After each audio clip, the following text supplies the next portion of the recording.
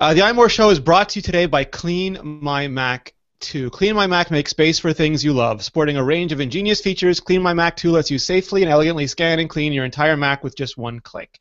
Clean My Mac 2 clears out more than just system junk, including large files you've forgotten about or haven't opened in a while, and a whole lot more. You can buy Clean for Mac 2 by visiting macpaw.com/iMoreShow. That's macpaw.com/iMoreShow. You'll get a 30% discount. Thanks, MacPaw. It is Thursday, September 25. I'm Rene Ritchie, and right now we're going to talk about the brand new iPhone 6, iPhone 6 Plus, the whole bendgate thing, the whole 8.0.1 update thing, and all the week in Apple. This is the iMore Show. Joining me, as always, we have the one, the only, Peter Cohen. How are you, Peter? I'm well. How are you? I am correct that there's only one of you, right? The cloning thing never worked out? No, it didn't. I mean, there are some, mistakes that we don't talk about. Bizarro Peters. Exactly. Me like Windows PC. That would be Bizarro Peter. And also joining us, of course, the resident ninja of our little organization, Ali Kazmucha. How are you, Ali? I'm good, being a ninja. Now on to the iPhone 6 acquisitions. So I waited in line, Peter waited in line, Ali waited sipping cappuccino by her mailbox elegantly for the UPS guy to arrive. Is that correct, Ali? I did, and he took his time. I did have a friend, though, that was texting me all day, and she didn't get her phone till 9 p.m. I don't even know how that happens. I didn't know UPS ran that. I guess you're not done till you're done. But I ended up with mine around 3:30 in the afternoon. Yeah, Apple pays UPS a lot of money to deliver, and I forget what year it was. One year it was the iPad, and I got it at about midnight, and the guy's like, "You're the last one," and then I watched him collapse on the ground just inches away from his vehicle of safety. Yeah, our UPS guy did not look happy. Heather was like, "It's iPhone day," and he looked at her like if looks could kill, she would have been on the floor. He's like, "I know. You think I don't know this?" So what did you order, Ali, and why did you choose to order and not go to the lineups? I ordered an iPhone 6 regular in gold. Gold! And an iPhone 6 Plus in space gray, which actually kind of looks silver to me. I don't know if any of you have kind of felt. I don't know. It looks more silver. Oh, just one second, Ali. Peter, Ali's holding a gold iPhone. One of us. Yeah, well. Does it burn? I'm still holding out. Peter, you can't win them all. Pick your battles. So what do you think of the gold, Ali? I like it. I do. Heather was one of the ones that made fun of gold too, and a couple days ago she said maybe I should swap mine for gold.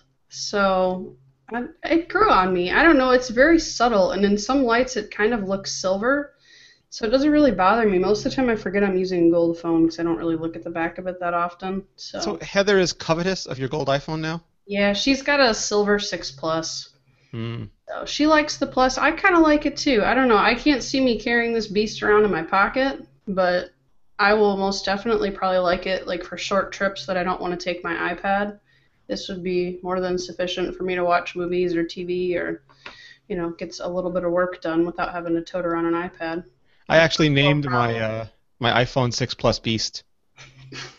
And I named the 6 Dazzler, just for those early X-Men fans among you. I don't get it. It's a comic book miniseries, Beauty and the Beast, had the Beast and Dazzler. Peter's shaking his head because he gets it but doesn't want it. That's exactly right. All right, so Peter, you did brave the lineups. Yeah, I had no choice because I didn't put in a pre-order like, smart people did. How did it go? It went fine. I got there at about 7 a.m., and there were already probably about 75 people in line. And I went to one of the outlying suburban stores outside of the Boston area. The southernmost one that's closest to me, and it was fine. It was pretty collegial. People were excited to get phones. It was interesting because at 7:15, even before the store opened at 8 o'clock. The manager started walking up and down the line, telling everybody that the iPhone 6 Plus, they didn't have any more of them. That they were all spoken for. So whatever limited supply they got were either taken by reservations. People who actually got on the reservation system, the pre-order. system as soon as Apple started taking orders the Friday before, or they were spoken for at the front of the line because Apple employees were going through the line and reserving on the spot for people who were there. So only very few people got the iPhone 6 Plus, but I had pretty much made up my mind that I was going to get the iPhone 6 anyway, so it wasn't a huge disappointment to me. Did you get a chance to try both, though? Were you happy with your decision?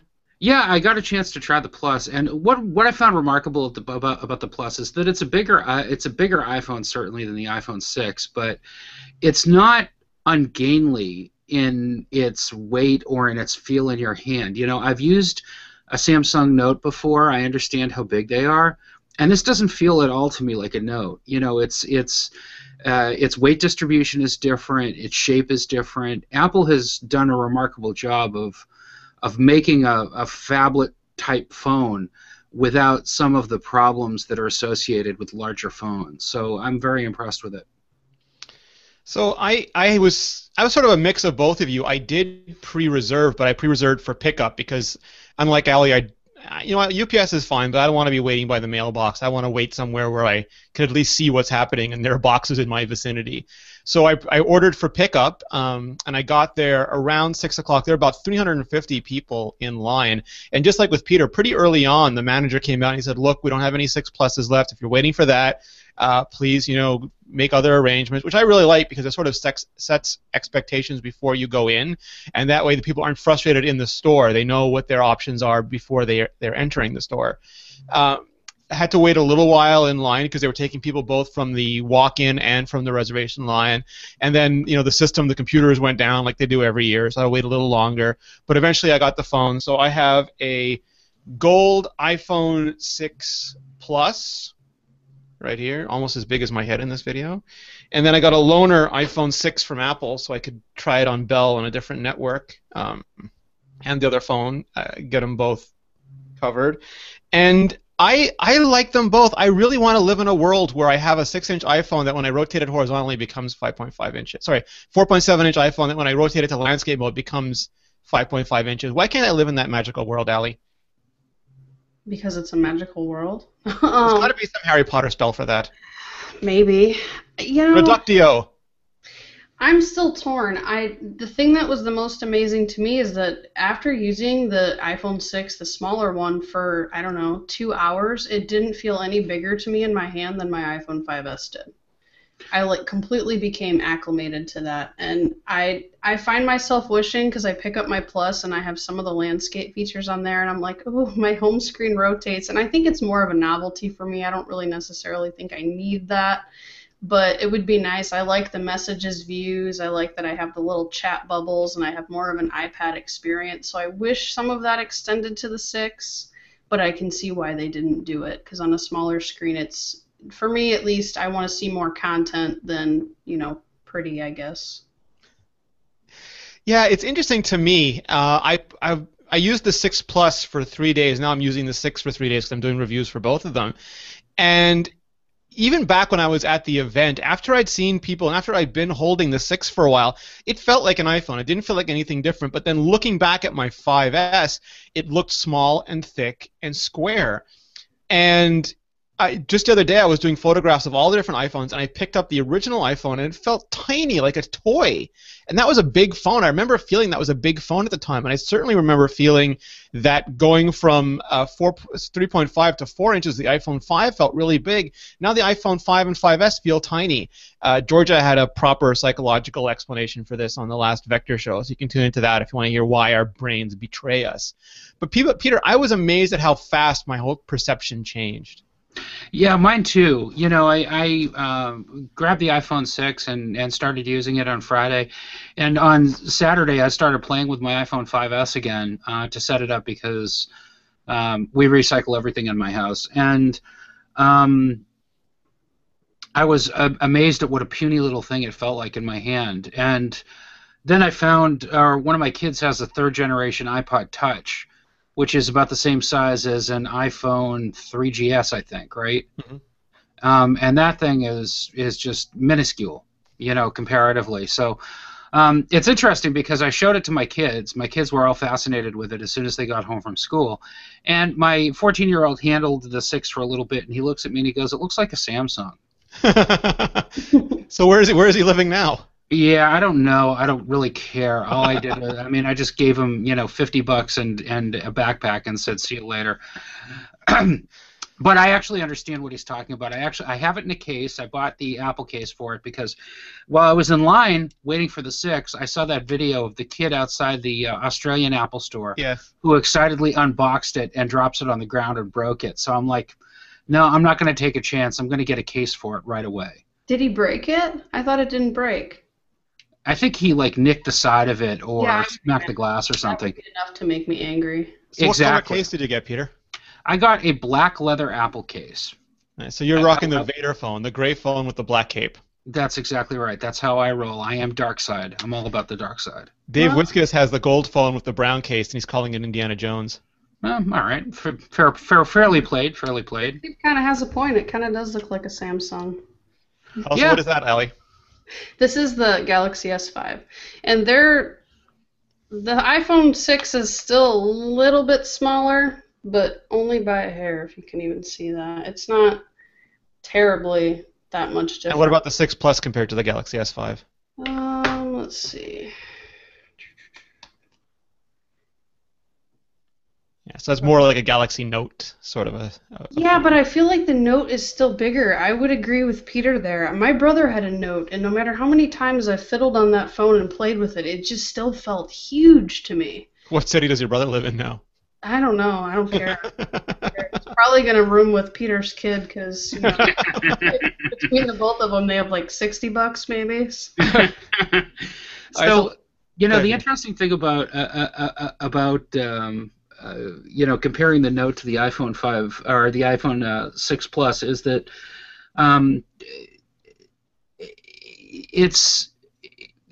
it's a game of inches, right, or millimeters, really. It's the plastic shell on the back versus the aluminum that the iPhone uses. It's the thinness, I think, more than anything, that made us adapt to the iPhone 6 and 6 Plus as quickly as we have. But as elegant as the 6 Plus is to use overall, it's still very much a two-handed phone.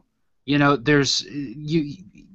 with reachability, you really need two hands to really do much with it outside of taking calls or doing some quick thumb presses. So for people who are still sitting on the fence, I think that's important to remember. Would you agree with that, Allie? I would. I actually have because I have a secondary line for when I have to kind of do some stuff with Android, and I have both phones, so I restored both from my iCloud backup, so no matter which one I pick up, I can actively use either one. They're both active. So what I found is when I leave the house, I always pick up the 6, and when I want to sit down on the couch and just chill out and read news feeds or play a game, I'm actually picking up the 6 Plus instead of my iPad, which is what I would have picked up before.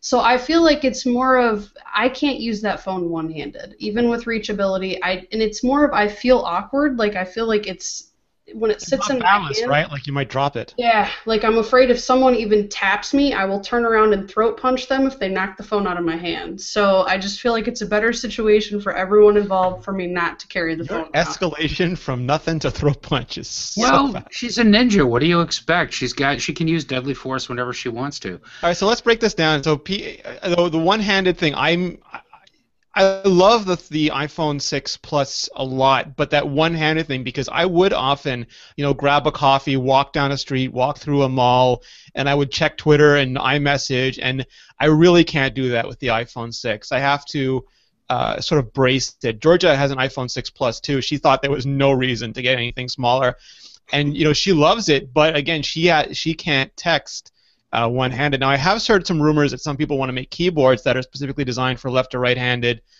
tapping, and I hope they do that. But this is a hand and a halfer. Yep, even with your pants of holding. Okay, so let's get to that. The differences between the phones. One has a 1334 by 750 display. The other has a massive at 3x display, but it's downscaled to 1080p, so 1920 by 1080. Ali, what do you think about the difference in screen sizes? Is the more screen size the better, or is the 6 enough? You know, I really thought at first I was going to favor the 6 Plus screen. Wait, what devices were you comparing? I think I missed The 6 and the 6 Plus. Oh, yeah. Okay, that's what I thought you said. I thought that I was going to favor the 6 Plus's display over the 6.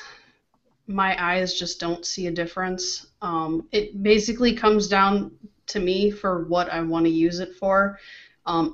Both are perfectly fine in any scenario for me, but if I'm going to sit there and relax and I don't want to have to wear my glasses to lay on the couch and read, I'm going to pick up the 6 Plus just because I can read text better. Other than that, I don't really see a difference, and maybe it's because I have bad eyes. Too many hours looking at the computer. Well, I mean, we'll do a full review show next week when we've had more time to use it. So it's just those first impressions. And what about pocketability to you? I mean, as Peter mentioned, I have genes of holding, pockets of holding. I could fit 3 iPhone 6 Pluses in my pockets, but that's traditionally a male affordance. But I don't have, I mean, I can put the 6 Plus in my back pocket or my front pocket, I kind of have to finagle it a little bit to get it to fit sideways because I won't leave it sticking up and down where I feel like it's going to fall out if I bend over. But I don't have a problem getting it into my pocket, and no, I'm not going to bend it when I sit down, so that's stupid and people need to stop saying that, but you know, I can fit it in my front pocket, I can fit it in my back pocket, but I've always done that, and I've always just been conscious of the fact that I can't sit on concrete or on a hard surface without pulling my phone out of my back pocket. So, you know, I don't really see either of them as a problem from that aspect. I thought the 6 Plus would be an issue with me, but I haven't had any problems carrying it around, and I do not carry a purse. That's what Heather's purse is for. So... Yeah, Georgia has hers in her purse. And Ben Thompson of Stratechery had a good tweet saying that in Asia, where the large-size phablets have been way more popular, is they're typically bag phones. They're phones that men and women don't carry in their pockets, but carry in their backpacks like a very small tablet. And I mentioned this on another show, but when I came back from the event, my mom was watching it, and it wasn't the first time. It was like the third time she watched it. And she had originally been planning to get an iPad mini this year, but after seeing the iPhone 6 Plus, she's now thinking of getting the iPhone 6 Plus and whatever updated iPad Air they come out with, because her phone is in her purse all the time, so the size isn't important to her, but she uses it for iBooks a lot, and she really wants to be able to read. And now she wants a watch as well, so that she can have that on her wrist and have to take the phone out of her. Peter, is this Apple's master maniacal plan? Get my mom to buy everything. Well, my theory is that the iPhone 6 Plus is going to be really well mated to the Apple Watch, because the Apple Watch, you know, lets you use your phone's capabilities without actually having to touch your phone. You know, what better way to do that than, you know, to be able to keep your iPhone 6 Plus in your pocket or your backpack or your purse or whatever, but have all the necessary stuff that you need to do right on your wrist, where you don't need instant access to your phone. I think that in that respect, the Apple Watch may not be a killer feature for the iPhone 6 Plus, but they're going to be a very nice combination for people who want the combination of the larger device and the enhanced productivity, I guess you could say, of the Apple Watch. Well, you know, my theory is the Galaxy class Enterprise with a shuttlecraft. Okay, yeah, I can see that. Or Galactica with a Viper. You know, you have the main base, and then you have the little maneuverable thing that goes off. But, you know, it can't survive on its own, but it can let you do a lot of handy things that big clunker can't. Sure, absolutely. All right, Ali, any other thoughts on just, you know, your first few days with the iPhones before we move on? No, I think I'm still undecided about which one I'll use on a regular. What about the cameras? Impressive? Not impressive? Yeah, I put both of them head to head and pretty much kind of just focused on low light stuff and you know, video, things that would really make a difference with the optical image stabilization, since that's really the only difference with both. Yeah, I do find that it focuses so much faster than my iPhone 5S. So I've gotten sharper, clearer pictures with less effort, I feel. In other respects, I feel like it's pretty much kind of the same camera. It's on a new sensor, so I feel like maybe the images are a little bit more vibrant, or they're a little bit, you know, I think a lot of it where I'm seeing it is focus. So the 6 Plus does a little bit better job, obviously, but Apple has really great software behind their camera. So I think, honestly, I've been happy with the pictures coming off my iPhone since the 4S. One thing that's interesting is Apple's using focus pixels now in the camera, and that's what lets them do the instant focus. So you don't even see that square. The traditional square used to come up and flash for a second to get focus. Unless you tap the screen, you don't even need that anymore. The focus is virtually instantaneous. Mm-hmm. How about you, Peter? Any first thoughts, camera, anything else that's either you love or you hate right off the bat? Yeah, the camera's great on it. I was taking some low-light photos the other night in a parking lot because a BMW i8 parked next to me, a very exotic-looking BMW hybrid. I saw that. Gorgeous. Yeah, and it did a really nice job taking pictures too, much better than the 5S would have managed. So I'm impressed with that. I'm going to be going to a couple of concerts this weekend, so I'll have more of an opportunity to play with it and see how it does with stage lighting and stuff like that, which is stuff that I was never really happy with how the 5S handled, although the 5S did a better job incrementally than the 5 ever did. So those are my initial thoughts anyway on camera. Beyond that, the one niggly thing that really kind of that I'm having trouble adjusting to is the placement of the on-off switch. It moved to the side instead of the top, and first of all, it's been a little bit of retraining for me to overcome that muscle memory to, remember to hit the side instead of the top to turn the screen off. But on top of that, my tendency when I'm doing it is to hold it in my hand like this, which means that my thumb or my index finger, if I'm holding it with my right hand, is up against the volume switch, either volume up or down. So I find myself fiddling with the volume as I'm trying to get the screen off. So that's I understand why Apple did that, but I guess it's just going to be a matter of retraining my hand not to do that as I'm trying to shut the screen off. Yeah, that's been happening to me a lot too. It's one of the few little pet peeves I have is when I'm just trying to use the volume control for the camera or I'm trying to use the sleep wake button for the screen, I end up hitting or depressing the opposite one as well. Oh, Apple. So we'll have a whole review podcast next week when you've all had time to use it, so we'll go through completely then. But I'm very happy. I'm very excited with it. Al, you're not going to swap any of your phones? You're going to keep them? Yeah, I am. At this point I'm leaning more towards the fact that the regular 6 will be my daily phone, but we'll see. I've only had my 6 was delivered on launch day, but my Plus was actually just delivered yesterday. So up until yesterday, I basically just had time to, do my photo comparison with Heather's phone and kind of when I could pry it out of her hands, be able to use it. So I haven't had a lot of one-on-one time with the 6 Plus yet, so we'll see how I feel, because last night and, the times that I've had with it, I like it, so. And Peter, no lingering thoughts to go back and snag a kaiju-sized model? I've had a couple of lingering moments of doubt that make me wonder whether or not I should have gotten the bigger one. I still may go back and get a bigger one in addition to having the 6. It's just such a novelty to have a larger iPhone at this point. But I still, deep down feel like the iPhone 6 is the right size for me. Yeah, I can't argue with that. So let's get into some of it. It's been a busy week, super busy week. A couple days ago, we started getting reports that iPhone 6 Plus was bending for some people. To put it in context, all phones bend to some degree or another. If you talk to an Apple genius, you'll most likely hear stories of the iPhone 5 and 5S bending. Way less common, but it happened. But now we've got an iPhone 6 Plus, which is a 5.5-inch screen and has the same aluminum shell that the iPhone 6 has. And when you put that much aluminum over that sized area, the geometry is such, the physics are such, that if you apply a lot of force to it, it will bend. One of the factors here is, while I think we've had big phones, for a long time, they have not been popular in North America. I forget the stats. It might have been like 15% or 16%. No one has been selling a lot of big phones in North America, so people aren't used to them. And especially, people in the Apple community tend to stick with Apple devices, so it's been funny to see people go, oh, look, a big phone. Yeah, they've been around for a long time, but they treat it just like an iPhone. They put it in their pants pocket, even the back pants pocket, just like a regular iPhone. And Apple could have made other choices. The iPhone 6 Plus to mitigate against the size, they made it as light as possible. If you pick up a Nokia, 1520, even some of the Samsung Megas or Notes, they're not bricks, but they're much more brick-like than the iPhone 6 Plus. So Apple made the choice to go for light because people keep saying Apple doesn't have to make it this thin. It has nothing to do with thinness. The thinness, of course, it has to feel comfortable in your hand, but the thinness is a byproduct of the lightness.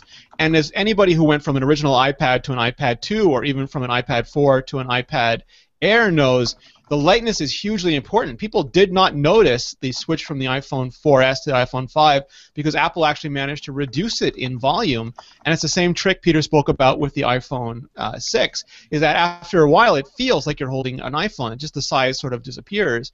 Now with the iPhone 6, it is light so that you can hold it up in bed. You can hold it up while sitting on a couch. It doesn't feel like a big, heavy phone.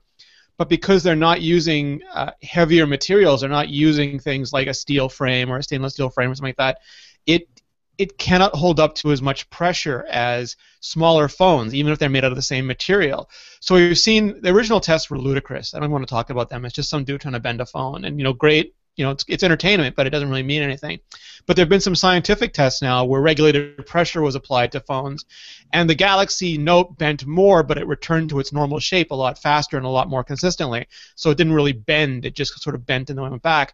The iPhone 6 sort of bends a little bit. The iPhone 5S doesn't bend very much, just a little bit. The iPhone 6 Plus does bend if you apply that much force to it. So, I mean, this is not a new problem. People have fiberglass cars because they're lighter, but, they don't hold up to impact the way a steel car does. So it's all about making choices and then knowing and information.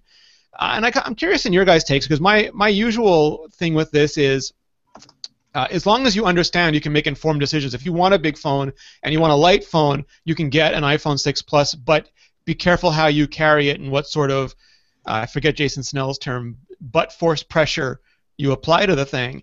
If you want something big but you want it to be more strenuous, you can get a Nokia 1520 or a Samsung, I don't know, Titanium, whatever the hell they make their phones out of these days. What's going on with this, Ali? You mentioned it earlier. Well, physics. I mean, if you apply a set amount of pressure to aluminum, it will bend.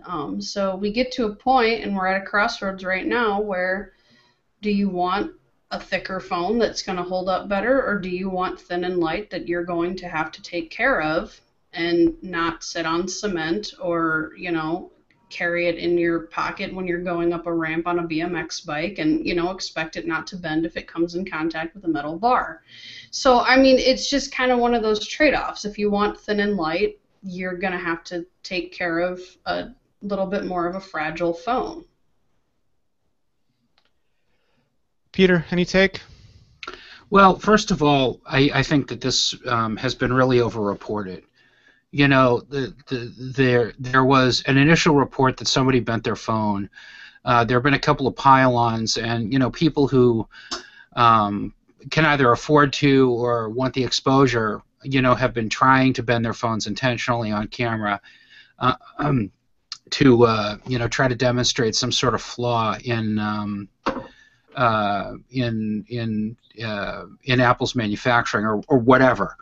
But I don't accept this yet as a real problem that we have to deal with. The bottom line is that if you try hard enough, you can break anything. I've seen pictures of MacBooks bent in half. I've seen pictures of iPads bent in half. My 15-inch MacBook warped. It bent. I think because it got too hot at one point.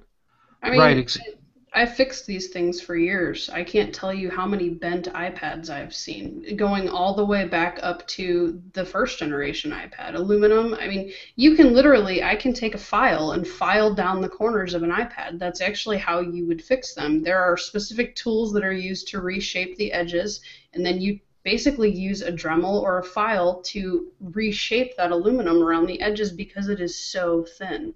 So it's not anything new. I mean, we saw iPhone 5s that were bent at the volume buttons within a week of launch, but it's a weak point in the aluminum. It's thin, it's light. It's cut out. It's bent.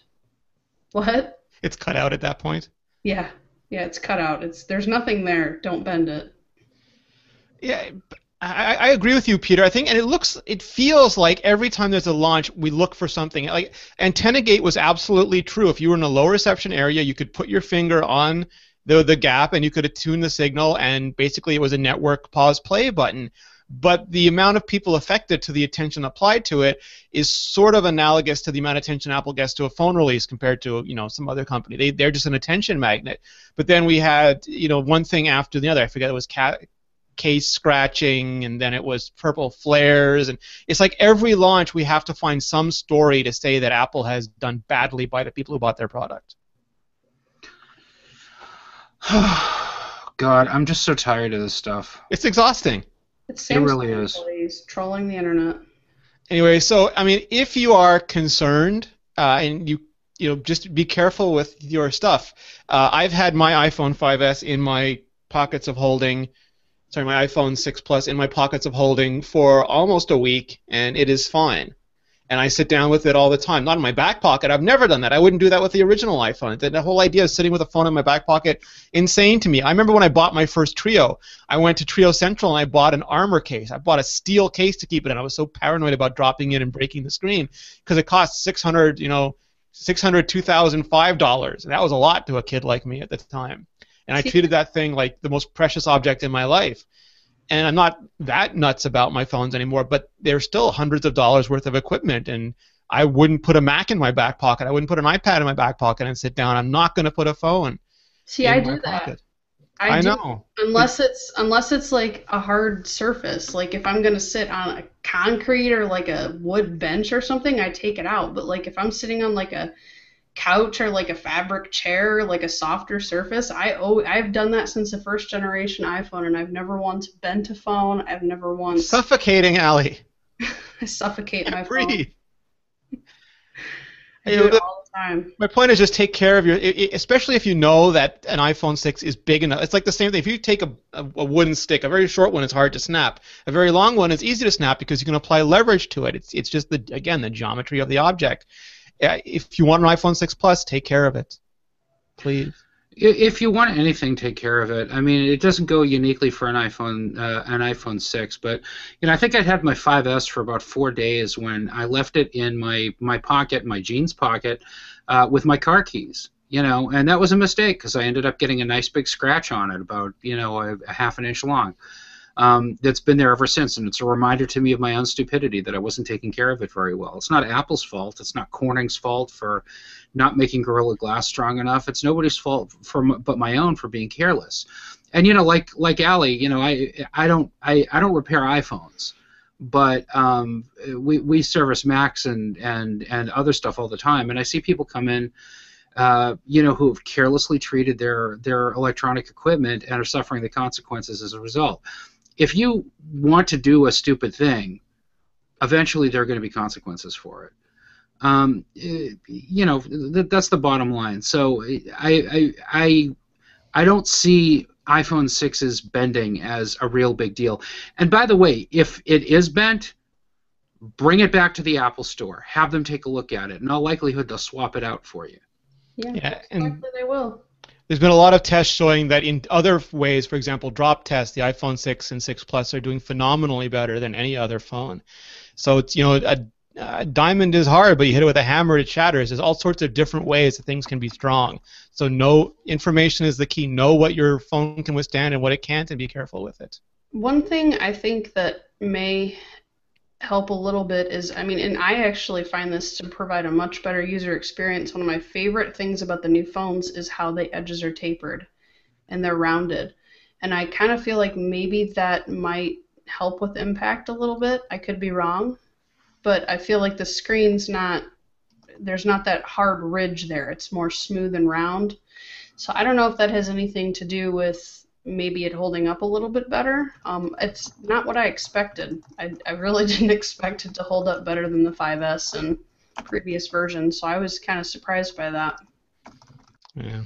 Anyway, yeah, take care of your stuff, and I'm sure we'll hear from Apple. If it gets enough attention, enough mainstream attention. If our parents start asking us about it, I'm sure we'll hear from Apple at some point, and either they'll switch to a higher grade aluminum, even if it costs more, or they'll, you get a case, everybody gets a case. We'll see. It's not a good response. It is mass hysteria, and really should not be rewarded. And I'm not saying that this to apologize for Apple. I mean, this is obviously a trade-off, and they went one way, and maybe they should have. There's a legitimate case to be made that Apple should have, instead of prioritizing thinness, prioritized strength in terms of how much force it could withstand. It would be a very different phone then, and maybe you who like this phone would not like that phone. Everything is all about choices.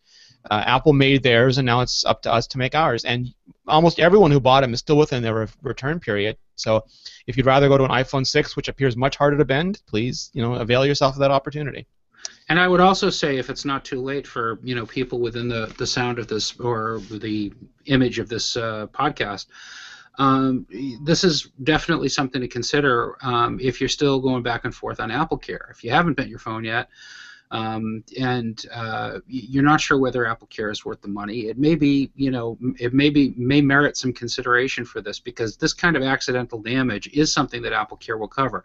Sure, you'll have to pay an incident fee. Sure, you have to pay up front for AppleCare Plus, but it does give you coverage that you wouldn't have otherwise. And we use our phones in ways that we don't use almost any other electronic device in our lives. So, maybe a little bit of insurance there is a good idea if you think that this is something that might happen to you because you've got a fat ass and tight jeans. On that note, I am going to take a quick break and let everyone know about GoDaddy. GoDaddy is sponsoring us today. They are releasing hundreds of new domains that tell people who you are and what you do, including great one for Ali.guru, a great one for Peter.club. No, it's not the kind you hit people with. Never mind, Peter. It's the kind you join. Is it the kind of like a sandwich? Yes. I love club sandwiches. .photography if you're out shooting with your new iPhone. .expert. There are options for just about everything, and your chances of getting the name you want are now better than ever. Register the domain that helps people find you online before somebody beats you to it. Now, here's the cool thing. I mean, previously, we've talked about this for a long time. It is really hard to find good .coms anymore.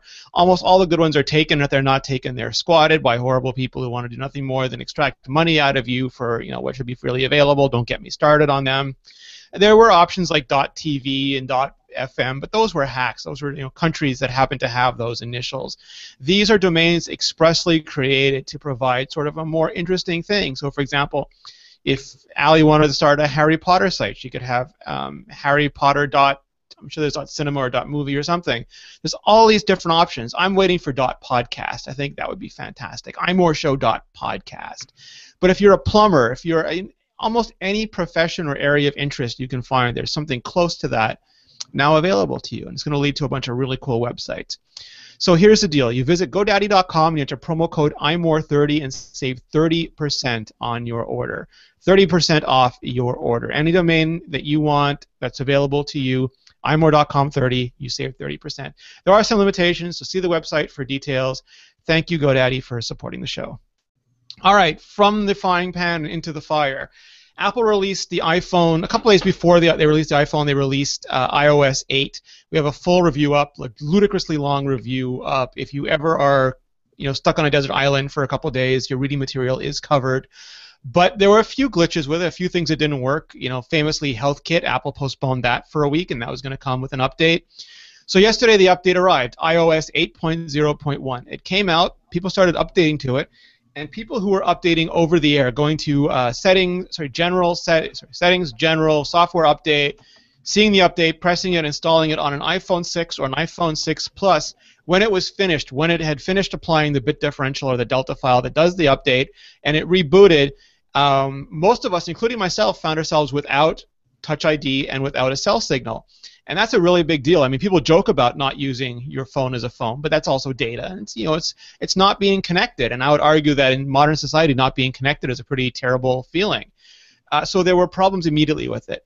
Now, if you had a different version of iPhone, or if you updated via iTunes, where it basically takes your data off, installs the update, puts your data back on, or even updates it in place, you were fine. It was just specifically the bit differential update on device for iPhone 6 and 6 Plus. So we put up some instructions on how to fix that. Basically, you download the original iOS 8 firmware files from Apple. You would do an update in place on iTunes, and it would bring you back to the older version. It would work fine. I think the health app would stop working, but other than that, you were good to go.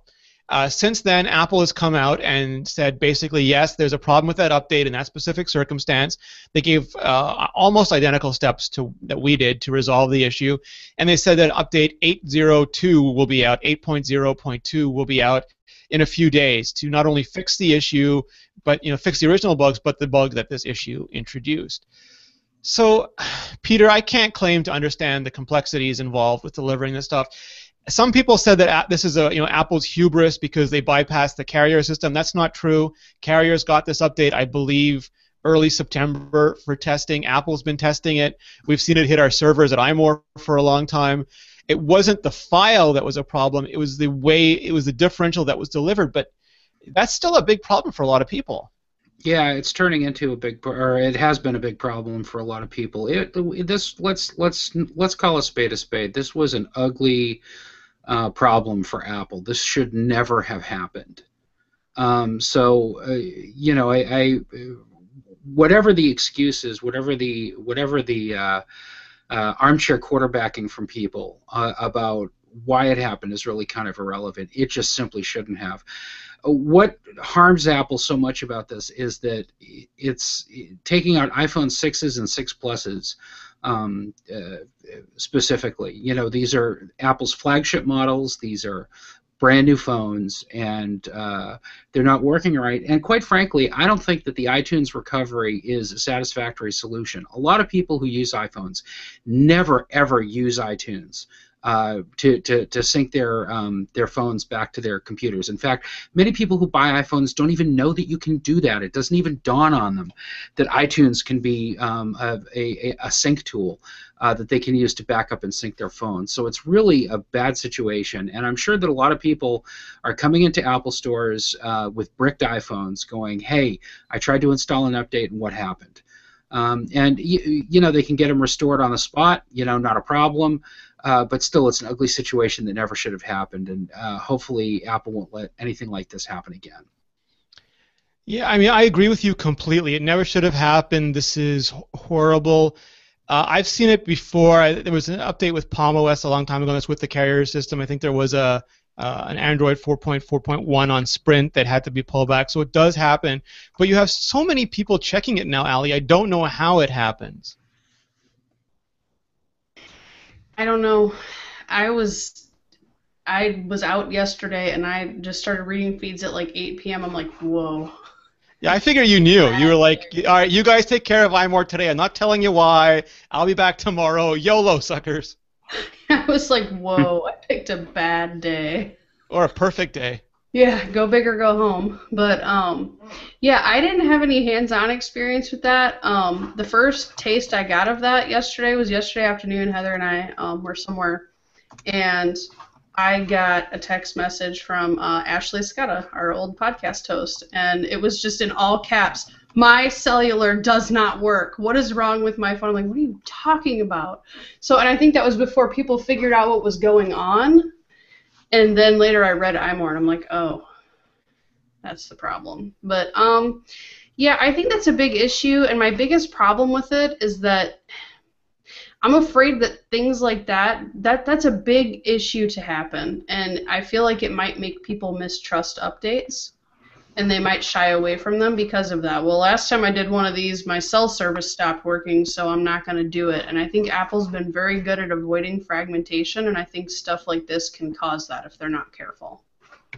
Well, it's been a huge debate in the Windows community for a long time, right, Peter? When the auto update was introduced by Microsoft, I remember I was working in enterprise at the time, and there were people who just would not install things when they came out.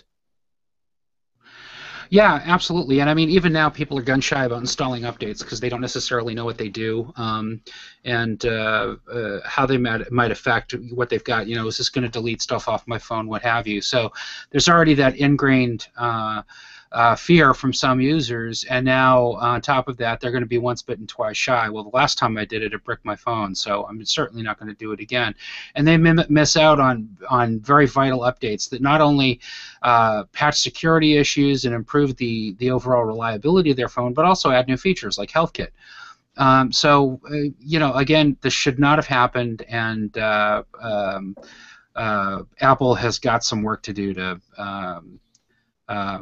fix what they did here. And this from a user point of view was devastating because the people who first I want to commend our news team, our newsroom at Mobile Nation, which is run by Derek Kessler, did a phenomenal job. When the update came out, they got it up as soon as there was word that it was going bad. They put up a warning, got up a post telling people to avoid it. As soon as they knew more, we clarified it, and that gave me the time to write up, how people could fix it if they needed to. So kudos to them, guys. Terrific job. And I feel for you because not everybody knows that you can go to iMore, for example, and get help. Not everybody could get online to find out if you were not away from Wi-Fi and on cellular, you were just dead on the water. Actually, I don't know if you can install the update when you're off Wi-Fi, but if something happened, if for some reason you could no longer get back on Wi-Fi or couldn't turn off Find My Friends, so you couldn't do a restore. I mean, there are situations in which people could just be confused or scared or anxious, and that's terrible for everybody. I have screwed things up, at a very small scale, and I feel terrible. I've put up bad updates on iMore or incorrect information. I've had to correct it and apologize. This people inside Apple must feel horrible. I mean, Jonathan Mann, the Song a Day man, he gave them a little song to try and cheer them up and try to cheer everybody up.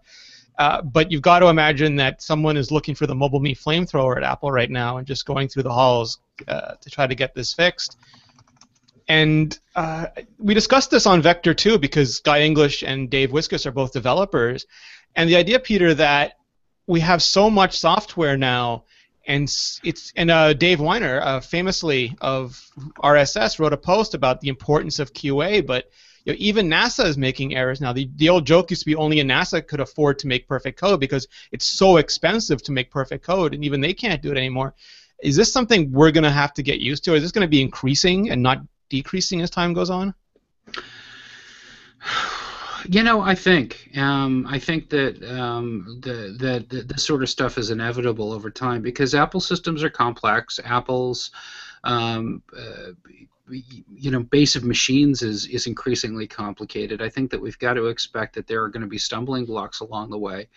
I just hope that Apple engineers and that everybody at Apple management, learns from these mistakes and endeavors not to make the same mistake twice, because too much of this stuff, the public loses confidence in you awful fast. Yeah, and just, of course, once this happened, we saw the same usual garbage about this would never have happened with Steve Jobs. AntennaGate happened with Steve Jobs. Mobile Me happened with Steve Jobs. There's no single person that, maybe Apple's doing too much is one of the theories going on now. And absolutely Apple's doing more than ever before, but they're bigger than ever before. And, maybe they will slow down at some point. I don't know if that'll help because, the crap happens. And that's a terrible thing to say because it makes us feel powerless. But I think everybody is, at least with all of the stuff going on now, I think it'll behoove everyone to pay closer attention. But at the same time, complexity is just increasing.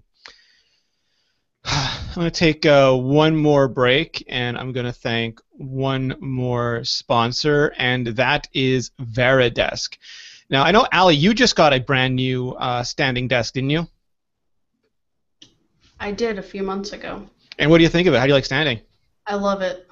It's not good to stand or sit all day, so I do a combination of both. I do feel like it helps. I have had lower back pain for years, and I feel like a lot of it's attributed to the fact that I type all day. So, you can't expect it to cure things like that, but it definitely helps anyone with issues related to back. It's wonderful. So, yeah, I highly recommend standing desks. I do too, and I used to do. You can still find it online. The Super Functional podcast with Jeff Gluckman, and he did we did 2 episodes, I think, on standing desks because human beings were designed to stand. Our legs, the muscles we have there, are designed to keep us upright, to fight gravity. Our bodies feed on motion the same way we feed on food. And when you're sitting all day, all you do is atrophy, and you really want to be able to get up, and that's what Veridesk is all about. It's a height-adjustable standing desk that sits on top of your existing furniture and allows you to raise from a seated to standing position in just 3 seconds. It ships fully assembled and is ready to use right out of the box. There are 4 models to choose from, single and dual monitors starting at $275. I have a standing desk I'm doing this podcast at right now. I have another one in my living room so that I can stand up while I'm watching TV and working if I want to be in there. They're just terrific. I love them a lot. And so you can learn more about Veridesk's models. Just go to Veridsk, veridesk.com. And to let them know that you heard about them from here because they are supporting the show, and there is a "Where did you hear about us" section, just please put in iMore, and they'll know that you came from us. So once again, Varidesk.com, VARIDESK. All right, one more piece of bad news before we move on to a little bit of good news. Peter, what's going on with, it's not Heartbleed now, it's shellshock? Shellshock, yes. It's a new vulnerability that was discovered with the bash shell, which is a program in OS 10, not something that you would launch from your applications folder, your utilities folder. This is a command line application that allows you to execute commands and allows some programs to run scripts. Apache, for example, very popular web server, uses bash to execute CGI scripts. So, you know, people who are running websites that have any kind of dynamic content typically use something in their CGI-bin folder to make that dynamic content happen. You know, that's the sort of thing that bash does. Long story bearable, this exploit in bash enables a remote attacker to potentially gain control of the computer. And it affects all versions of bash up to version 4.3. Bash has been around for about 25 years. And 4.3 is a fairly late release, so we're talking about 25 years worth of exploitable machines here. And bash is commonly used on Linux, and it's also included in OS 10. It's the default shell tool for OS 10. So on the surface, you might think, oh my God, my computer is susceptible to hackers. I'm going to get hacked, or it's going to be turned into a botnet. Something horrible is going to happen. The Terminator is going to jump out of my computer, and it's going to kill me. But you need to sort of take this with a grain of salt. It's true that bash may be vulnerable, and we've got information up on the website if you're curious to find out a little bit more and find out if your machine is vulnerable. But the only people who really need to be concerned about this are system administrators and IT managers who have internet-facing computers that are open to the outside world and are doing something with bash specifically. So if you're just a regular user like I am, you don't really need to worry about this, and I'm sure that Apple is going to get a patch sooner rather than later. This has got very high profile. Apple didn't waste a lot of time with sitting around when the OpenSSL problem, the Heartbleed thing that you referenced before, became public knowledge. So I don't expect that they're going to sit on this one for too long either. And we don't have to worry about it killing our cell reception because Macs can't make cell phone calls. Now, yeah, no, that's true. So be concerned, but don't panic. If you're a if you're someone who believes that they're highly at risk for some sort of exploit based on this, based on what you do and other factors, there are steps that you can take. I think, Peter, you linked to a way to manually update if you really needed to.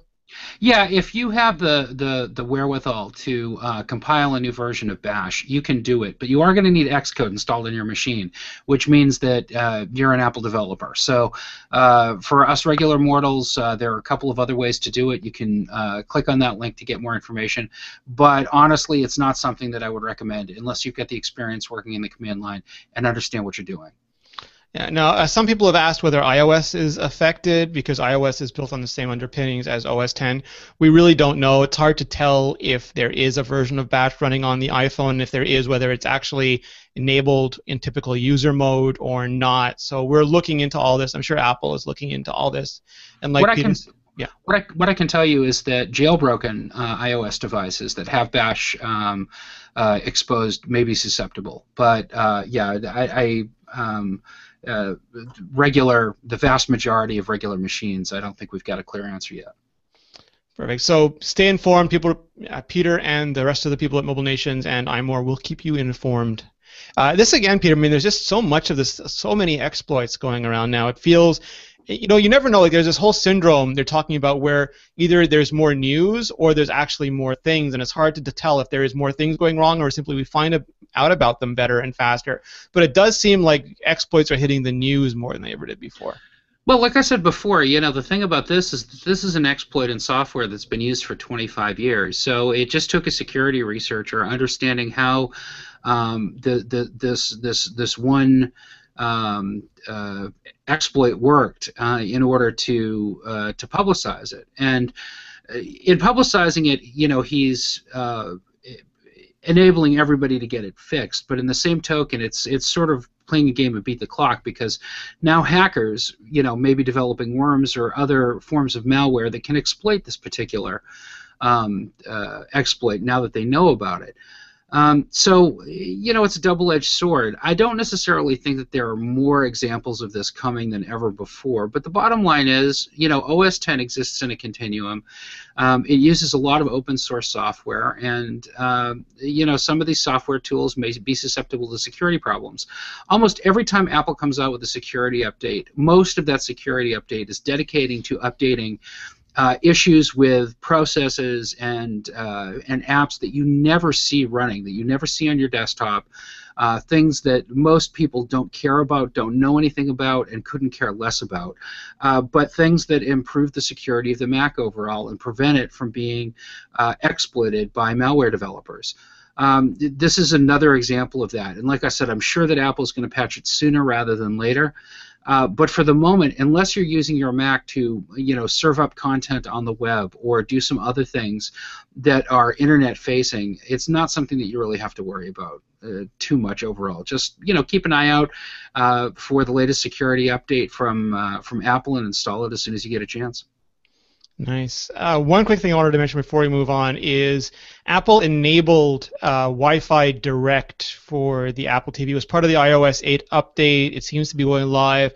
I don't know if it was you who looked at it, Peter, or was someone else, but it seems to only work on the 1080p Apple TV, not the original 720.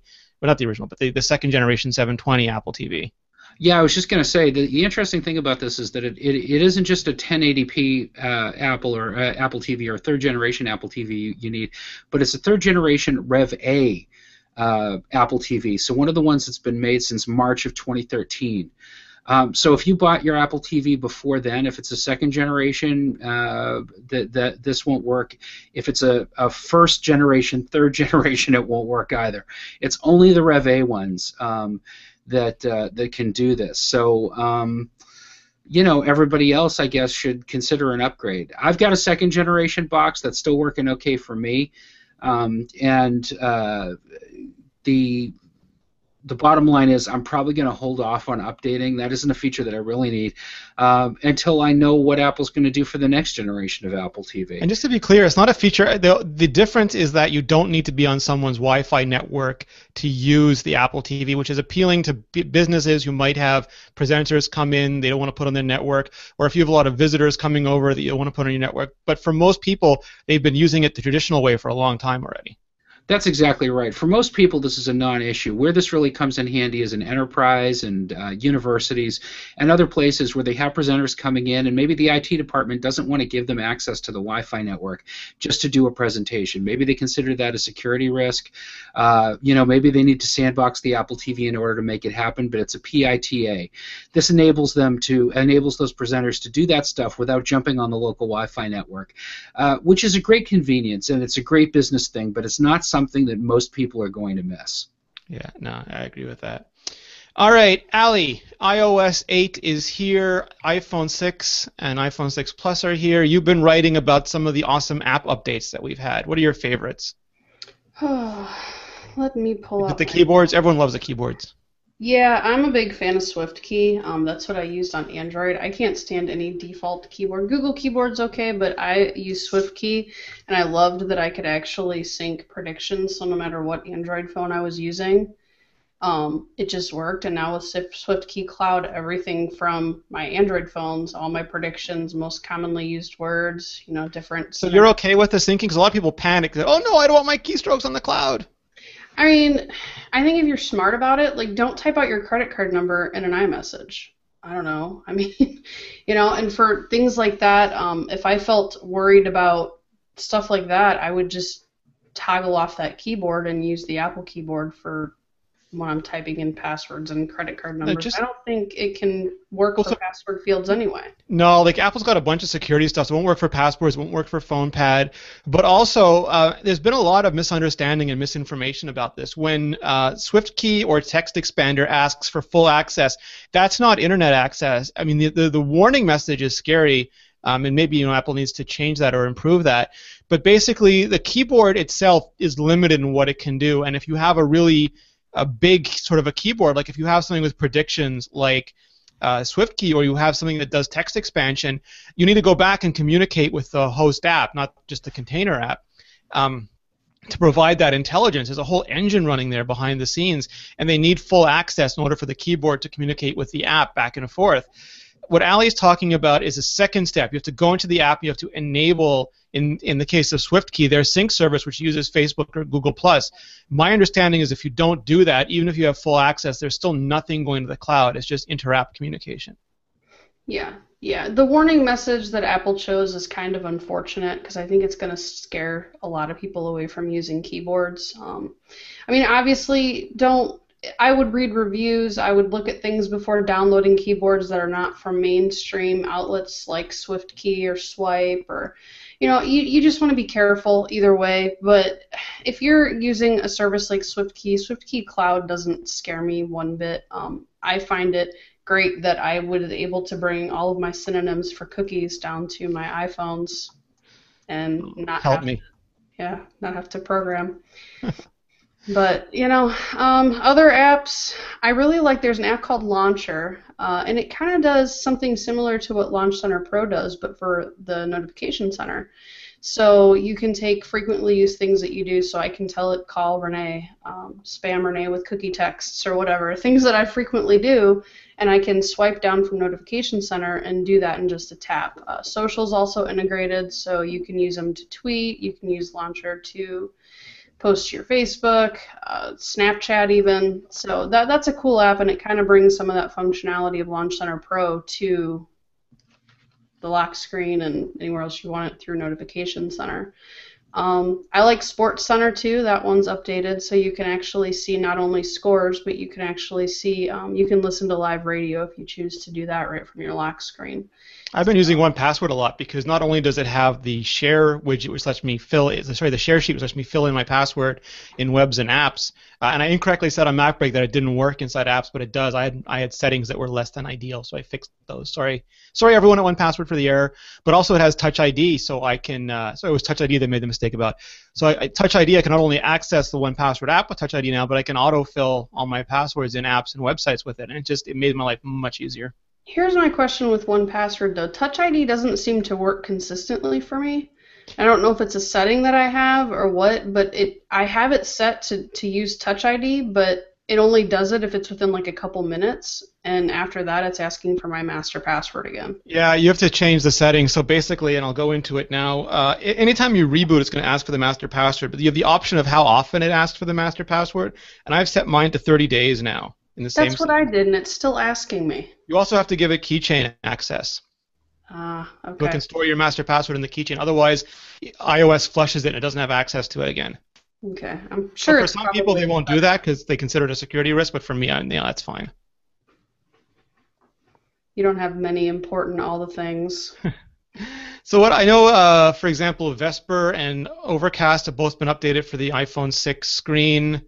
Anything else that's really cool for iOS 8 or the new iPhones? Trying to think of other things that have been updated. Storehouse is awesome on the iPhone with the share and that just came to iPhone too because it was iPad only, correct? Yeah, it was iPhone. It came out the same day as iOS 8. Yeah, and I know I did a roundup of apps that were specifically updated for iPhone 6 and iPhone 6 Plus. So you can take a look at that. I lumped together all the ones I could find, and I know a bunch of commenters commented on ones that they found as well. So, there's definitely, you can tell a difference, and I'm already starting, first world problems when I launch Facebook or another app that's not updated. The scaling already bothers me, even though it's much better than the letterboxing that, came with the iPhone 5. But it's already starting to hurt my eyes. Your lovely sensitive eyes. I know. Peter, any apps that you're enjoying on the new gear? I'm still really experimenting. I haven't found a lot of stuff that has been thoroughly updated for iOS 8 or for the iPhone 6 that is rocking my world. I'm leaving it to you guys. There's Transmit. I mean, Panic brought Transmit from the Mac to iOS. That's true. I don't really have a lot of need for file transfer right now on my iPhone, but I do have 64 gigs to fill up, so maybe I should rethink that. I know Simon posted some games. There seems like there's a few games that have already adopted Metal, but I'm not sure if I can appreciate the difference yet. Yeah, I think that we're going to need to see some optimization before we really see a big difference. Metal is a nascent technology. It's only getting its start with iOS 8.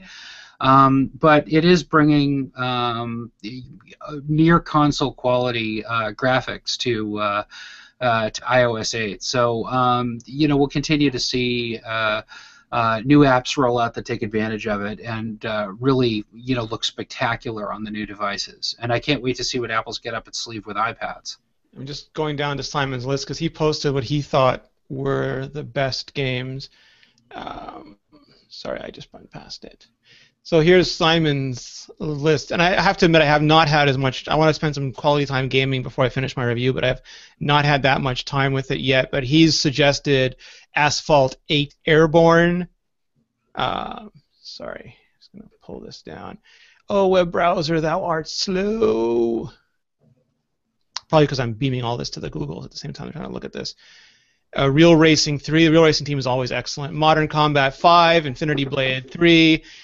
Beach. There's no surprise here, Peter. The games that were outstanding on iOS 7 and the iPhone 5S have quickly made themselves outstanding on iOS 8 and the iPhone 6. Yeah, absolutely. There's no big surprise there. The developers who have the most successful games are the most invested in making sure that they continue to stay successful. I was hoping the Kraken would be out. I forget the name of the game, but they showed off the Kraken at the iPhone 6 event. At the iPhone 6 event, yeah, absolutely. That one's coming soon. Unleash. All right, so apps are going to keep coming. We're posting as many app updates as possible. Some apps are still in review. I'm using the pCalc widget a lot. I didn't think I would because I don't use a calculator a lot, but just having it conveniently there, I don't even turn on my phone. I just turn on the lock screen, pull down Notification Center, do a calculation right there, and swipe it closed. And there's so many things. I have the Dropbox widget there now, and even though it's absolutely useless, once in a while if I'm waiting for a file, I don't have to sit there staring at my computer. I can just go off and do things, look at my lock screen, and it tells me the latest files that are updated. And that's the thing about iOS 8 is that it's just such a massive convenience update. And I'm really, there are some bugs still, like people are. That was one of the questions I had for you, Peter. Every time some segment of the population gets problems with Wi-Fi, have we ruled out that Wi-Fi just hates people? I think Wi-Fi does hate people just on general principle, but people hate Wi-Fi, so it's kind of a mutual loathing. So I don't know. Every time that there's a major OS update, and it doesn't matter whether it's OS 10 or iOS or Windows or Ubuntu or whatever, things break. And things don't always break predictably. Things don't always break consistently either. Sometimes it's really configuration dependent. And sometimes the migration process from one operating system to another reveals shortcomings or problems that wouldn't have manifested themselves otherwise. That's not necessarily an indication that Apple missed something in iOS 8.0 that they shouldn't have, or that they should have fixed, or that there's some glaring oversight or some glaring problem that's in there. Sometimes it actually means that you need to adopt a better hygienic approach towards upgrading. I've learned over the years, for example, when upgrading my Mac, that it's really a better idea to do a clean install with a major operating system upgrade than it is to migrate settings and software from one machine to another. Now, that does create some short-term difficulty. That does create some short-term pain because I have to reconfigure things, I have to reinstall software, I have to do those other things. But what I find is that my experience is typically much better. I get better battery life, I get more consistent operation out of Wi-Fi and Bluetooth and other functions that I depend on very heavily in the way that I use my machine.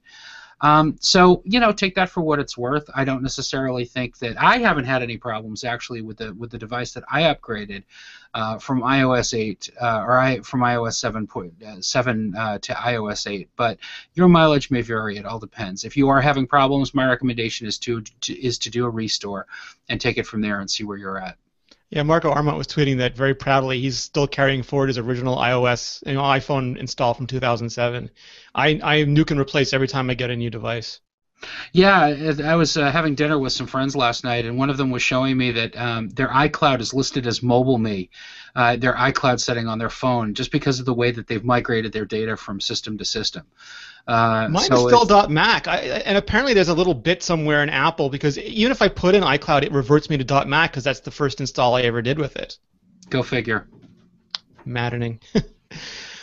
Ali, did you do a clean install, or did you restore from your previous phone? I restored from previous phone on iCloud. I typically do that every once in a while if I feel like I'm having issues. The only thing that's ever forced me to do a clean install is battery drain.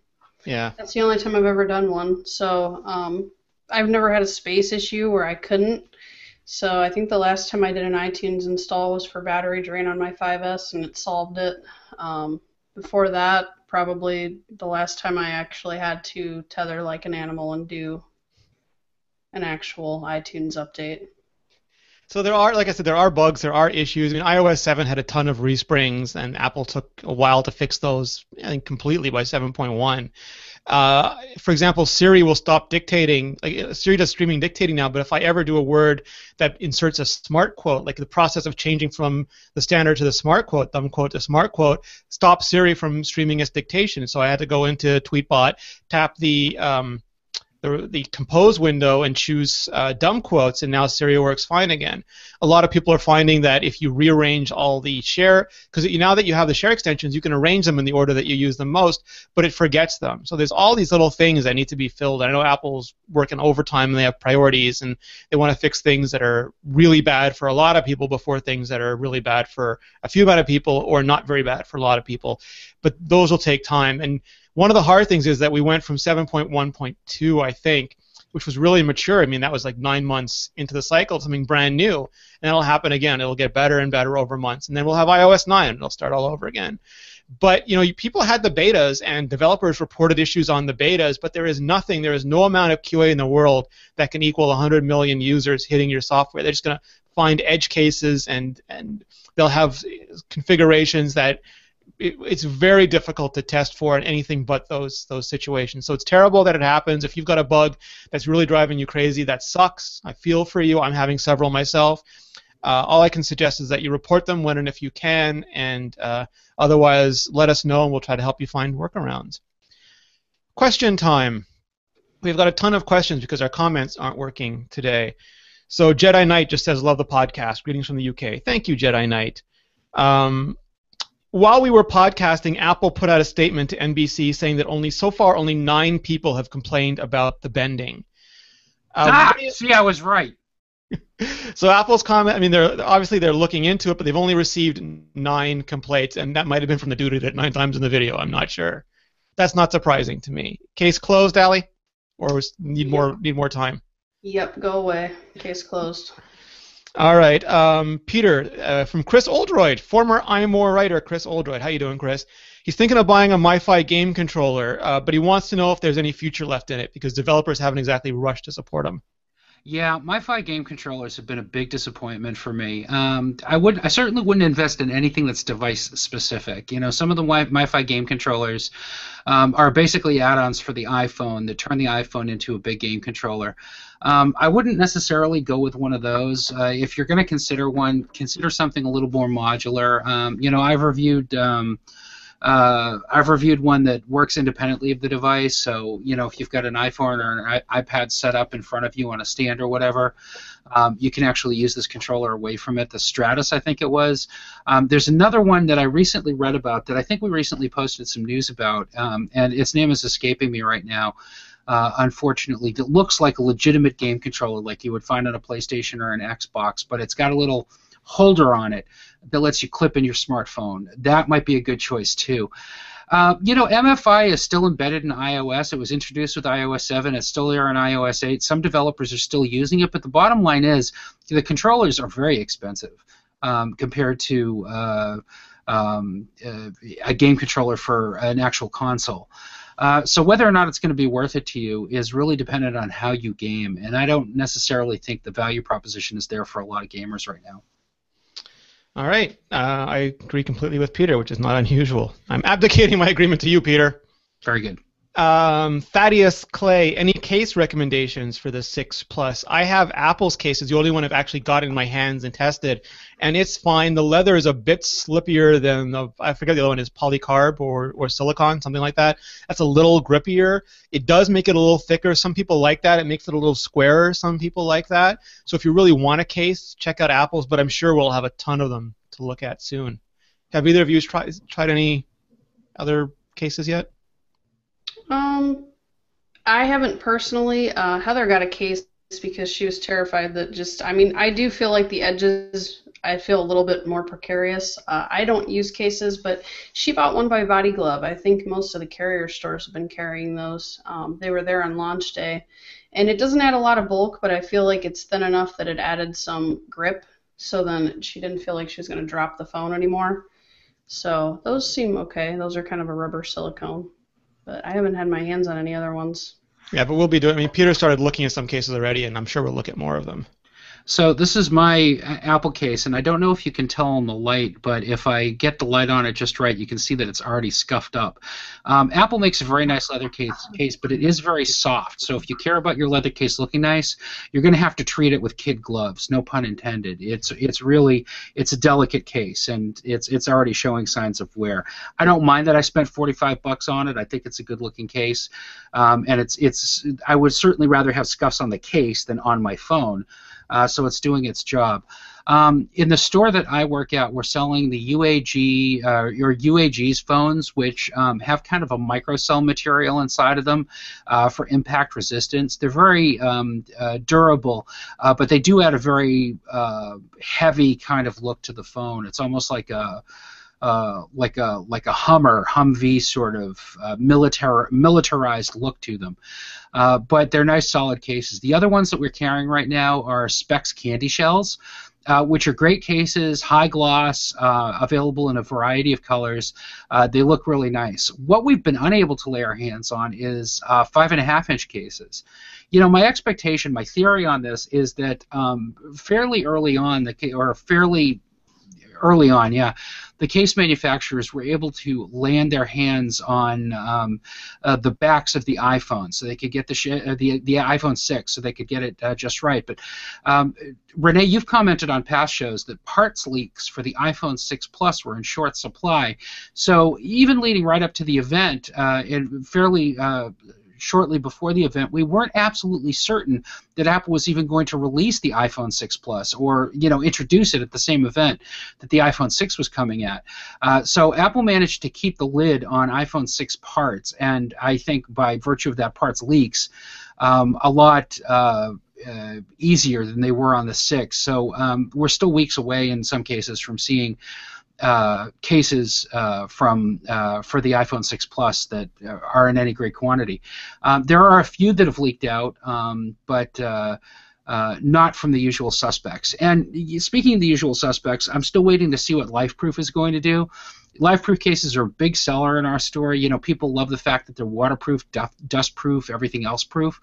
And LifeProof is certainly planning on doing new cases for the new iPhones, but they haven't released any information about when they're coming and what exactly they're going to look like. So, yeah, I'm still taking a wait-and-see approach. They're part of OtterBox now, aren't they? They are indeed part of OtterBox. And that was actually ties into our next question, which is from Douglas Cragun, who wants to know why iPhone 6 Plus stock is so hard to come by. His AT&T store hasn't gotten any, and it's exactly what Peter said. It was much easier for Apple to ramp up on the iPhone 6, the iPhone 6 Plus. It's probably similar to the iPad Mini Retina last year. for numerous reasons, Apple couldn't manufacture as many of them as early as they would have liked to. So they're much more highly constrained than the iPhone 6, but that should get into balance, if not before the holidays because of demand, then probably shortly after it. And no doubt on the next Apple earnings call, Tim Cook will address supply constraint with iPhone 6 Plus. But it really is just that they cannot make enough of them at this point. Yeah, but they are catching up. You know, I've seen just anecdotally, I've seen numerous tweets and social media calls from people who have said, "Yeah, Apple told me that I wasn't going to be getting mine until mid-October, and now I'm getting a ship date." Yeah, I was one of them. Yeah, that's sooner. So Apple is catching up quickly. I don't know if that means that they're ramping up production or just that, you know, there was a really big initial groundswell of people who wanted them, and now that's petering out a little bit. But the bottom line is that Apple's catching up pretty quick, much quicker than, say, the 2012 iMac. Yeah. My Plus wasn't supposed to deliver until I think October 1st through 6th, and I got it yesterday. You're special though, Allie. Yeah, they knew. Jeff Ferris wants to know, third-party keyboards are buggy, just initial problems, or iOS permissions make bugs likely to continue?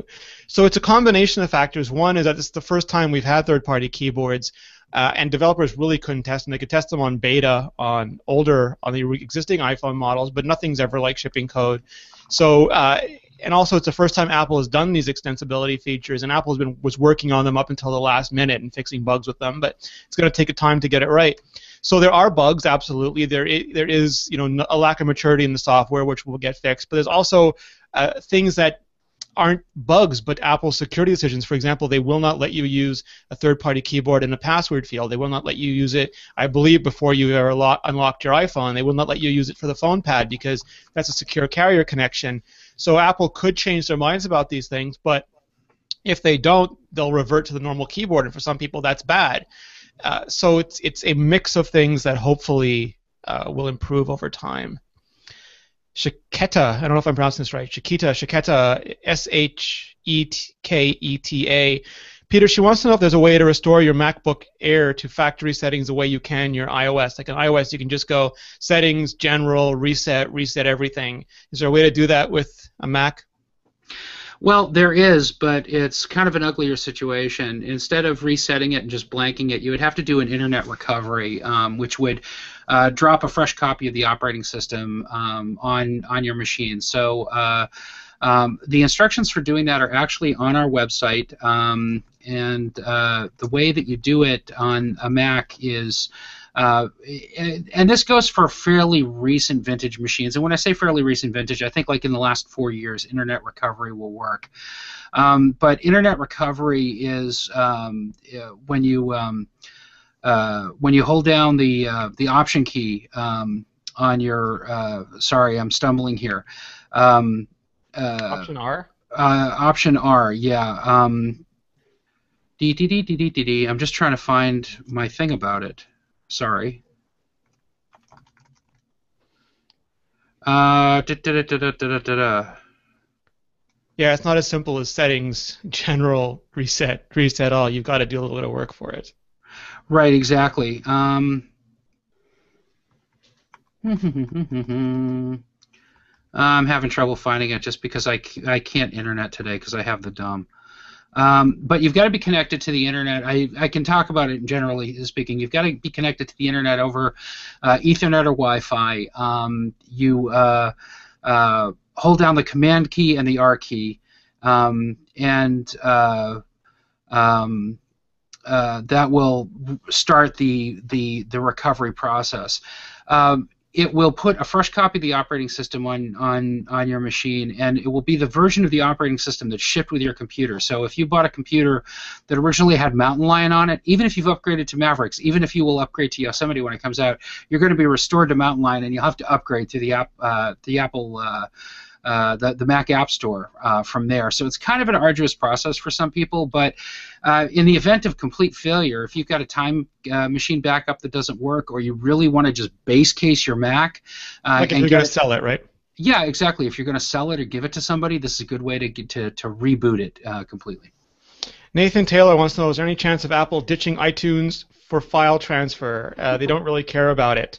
It's legacy. They'll probably just let it wither and die.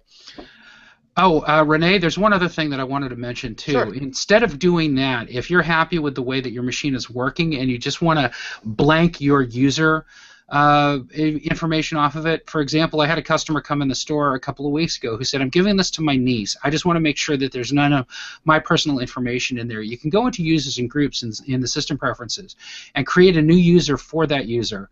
Or for that person, give them administrative privileges, log in as them, log out as yourself, and then you can delete your own old user account.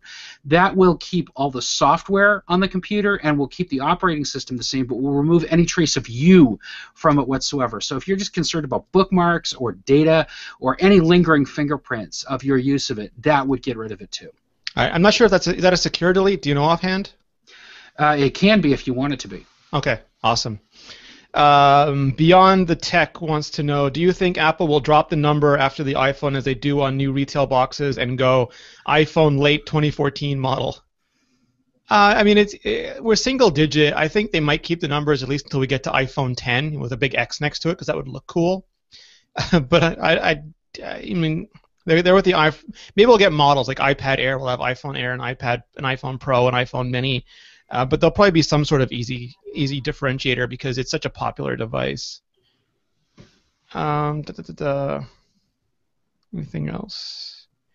Nope, that looks like we're done. All right, awesome. So I want to remind everybody that you can find us here live every Thursday at 11 a.m. Pacific, 2 p.m. Eastern. I'm not sure when we're going to do next week's show because Serenity Caldwell will be joining us full-time on Monday. She's going to be joining the show as well. Serenity Caldwell, formerly of Macworld, now of iMore. Can't wait for her to start. But I think Georgia also wants a piece of the iPhone review show action, so we'll check our schedules. Oh, she's been using it, Allie. Huh? She's been using it. She wants to vent some opinions. I haven't been on a podcast with Georgia in about 6 years. You guys look exactly the same. It's only Peter and I who've gotten old. Yeah. So, but I'll let everyone know. But normally you can find us at 11 a.m. Pacific, 2 p.m. Eastern. Just come to the site, watch us live. It's the best way to do the show because, like you just saw, we'll answer your questions live as best as we possibly can. If for some reason you can't join us live, you can watch the show in perpetual rerun. The video version is posted on YouTube, youtube.com/iMoreVideo, and the audio version is available on RSS or iTunes. Peter, in the meantime, where can people find you on the interwebs? On Twitter at Flarg, Flargh, which is my playground for whatever, and of course on iMore.com. It is your living stream of consciousness. It really is. And Allie, what about you? Every day on iMore.com, and I am at iMuggle on all of the things. And you can find me at Rene Ritchie. We also do some other shows. I do a show with Guy English called Debug, which is all about development and the history of Apple and computing in general. And later today, you'll see an episode that has not one, but two former Apple luminaries in it. We have Don Melton, former director of Internet Technologies at Apple, and Nitin Ganatra, former director of iOS apps. These are people who helped make the original iPhone and were involved in a lot of the history of the Mac. And we put them together in a mighty Marvel team-up, and hilarity did ensue. So you can find that at imore.com/debug. We have Iterate, which is our designer shows, Mark Edwards and Seth Clifford, and we talk most recently about designing apps for the bigger screens. You can find that at imore.com/iterate. We also have Vector, where I talk with Guy English, Dave Wiskus, and Georgia every week about where technology meets humanity, where we have to come up with decisions that we've never faced before, or the effects of social networks or technology on our lives. So you can check that out at imore.com/vector, and I think that should pretty much fill up your week. If you need more podcasts than that, let me know. We'll figure it out for you. Allie, Peter, always a pleasure. Thank you very much, Rene. The pleasure, as always, is mine.